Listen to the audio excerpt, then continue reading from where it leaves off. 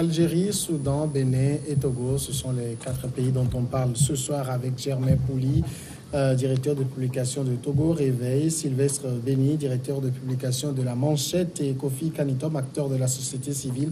Messieurs, bonsoir. Bonsoir.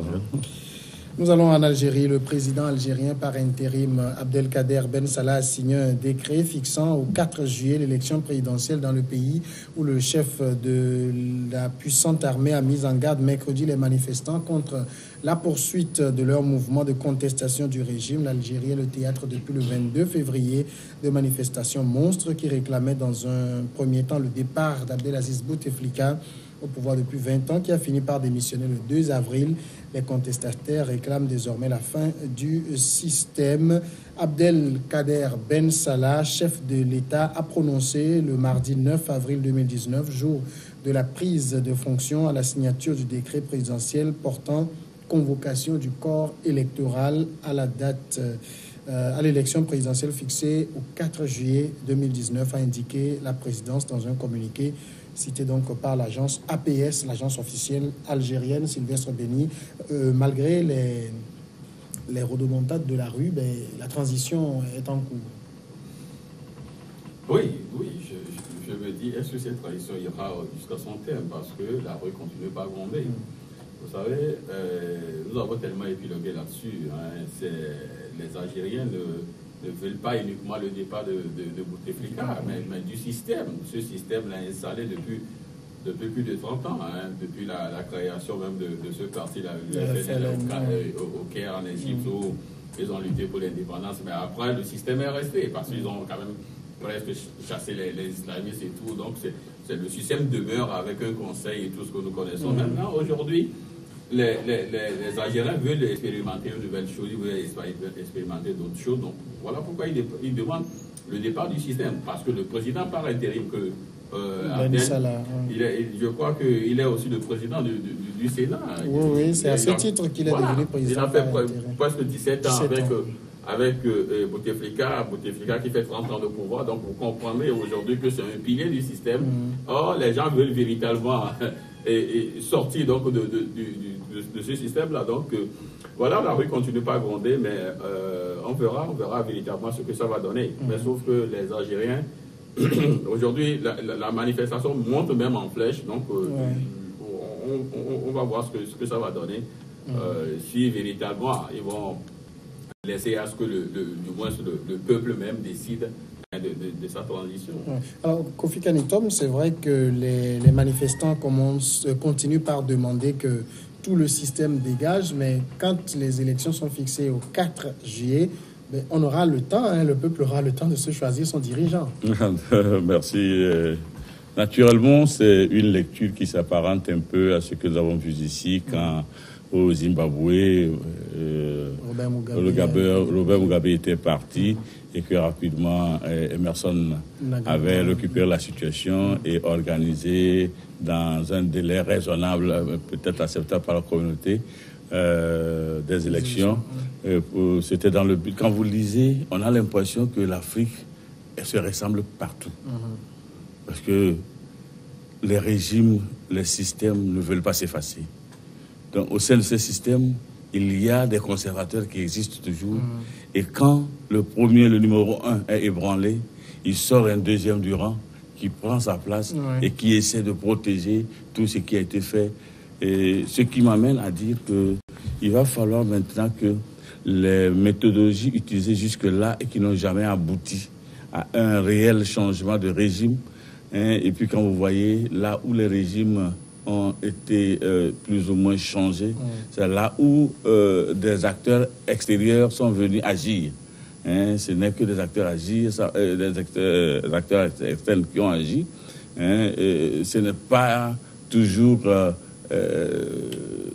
les gens à l'intérieur, ce qui suppose que les citoyens eux-mêmes n'ont pas compris que quand un système s'est installé, pour pouvoir aller contre ce système et le débouter, il faut monter des stratégies qui puissent permettre de le déboussoler à partir de la base pour le déposer Et on a toujours utilisé la pression de rue. Ça s'est toujours soldé par un échec parce que le rapport de force et les rapports financiers ne sont pas les mêmes. Aujourd'hui, voilà que Ben Salah est arrivé, il veut parler. Alors c'est le chef de l'armée qui dit « pas question, nous sommes là, c'est pour protéger une transition pacifique. » Donc tous ces éléments-là vont faire de sorte que vous verrez qu'à un moment donné, ils seront obligés de lâcher prise. Et bon, ensuite, on vient de fixer le 4 juillet. Et on dira, si tu veux le pouvoir, va le prouver aux urnes. Et quand tu ne peux pas prouver dans les urnes, c'est que tu es incapable. Et tout le monde acceptera avec moi que quand on parle des urnes, c'est la voie légale pour aller prouver qu'on a la popularité et qu'on peut diriger. Alors, Germain, quand le peuple dit le pouvoir c'est pour nous, c'est dans les urnes qu'il faut le prouver aussi. Oui, en fait, quand on dit aussi le peuple, c'est un abus de langage. Je crois qu'il faut parler de la rue. Et quand les rues sont investies, c'est les politiques qui veulent s'approprier ces foules-là qui parlent du peuple. Donc c'est la rue, ça peut marcher, il peut y avoir un grand nombre, ça peut être représentatif du pool politique actuel dans le pays, comme ça peut être tout simplement l'objet d'une manipulation. On a vu le peuple dans la rue en Égypte renverser un ministre et un président qui venait d'être élu, issu des frères musulmans. Et je pense que s'il y avait même une élection après, son renversement risquait aussi de l'emporter. Donc ce n'est pas véritablement le peuple, mais c'est la rue et il faut tenir compte de la rue. C'est le signe d'un malaise. Même si c'est la minorité, il faut en tenir compte. Si c'est la majorité, il faut également en tenir compte. Mais après, la rue a ses limites. Et ce qui se passe en Algérie aujourd'hui, je crois que la rue est en train d'exagérer. Parce que si Bouteflika a pu être démis, ce n'est pas parce qu'il y avait un bras de fer entre l'armée et la rue. C'est parce que les deux se sont entendus. Vous avez vu, les manifestants ont toujours respecté les consignes de l'armée, ne sont jamais entrés en conflit avec l'armée. Et ça a abouti. La pression a marché sans qu'il y ait de la violence, ce qui est un peu rare en Afrique. C'est vrai que l'histoire algérienne est un peu particulière, mais en même temps, c'est une leçon pour la démocratie.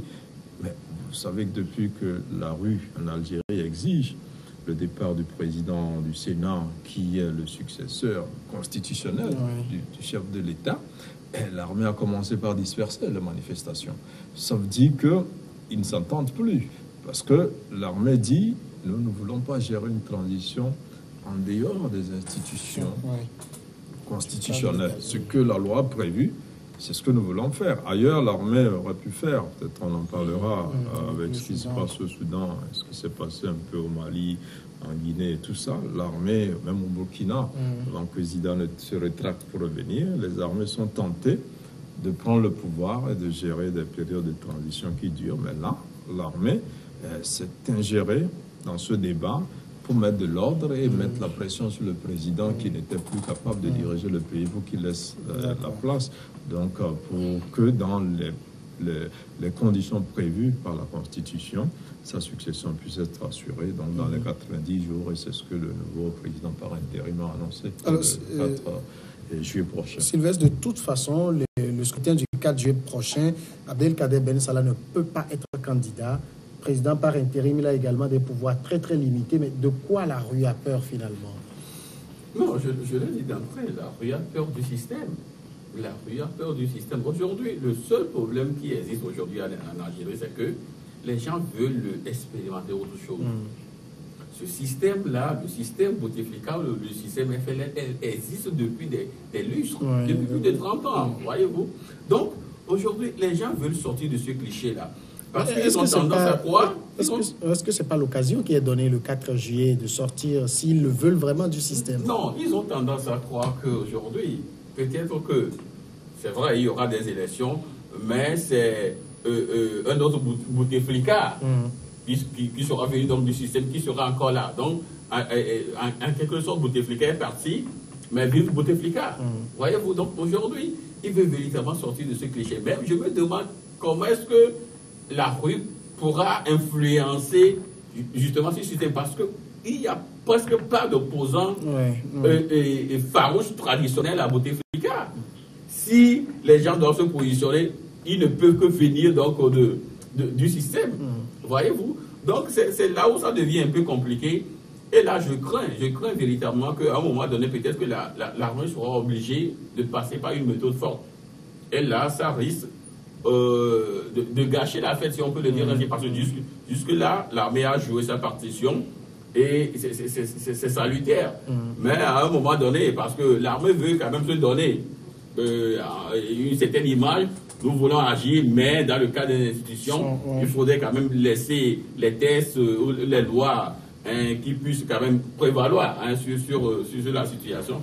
Mais est-ce que au niveau de la rue, est-ce qu'ils aussi vont lâcher? Parce qu'un peuple qui veut véritablement obtenir quelque chose n'abdique pas facilement. Voilà. Alors, on a encore vu ce vendredi des milliers d'Algériens dans la rue, mais il faut aussi qu'ils comprennent le message que l'armée est le garant de la stabilité de l'Algérie. Oui, naturellement, vous voyez, on dit... quand on avait l'habitude de réciter au CP1 que quand tu manges une orange d'une boussure, tu as besoin de deux.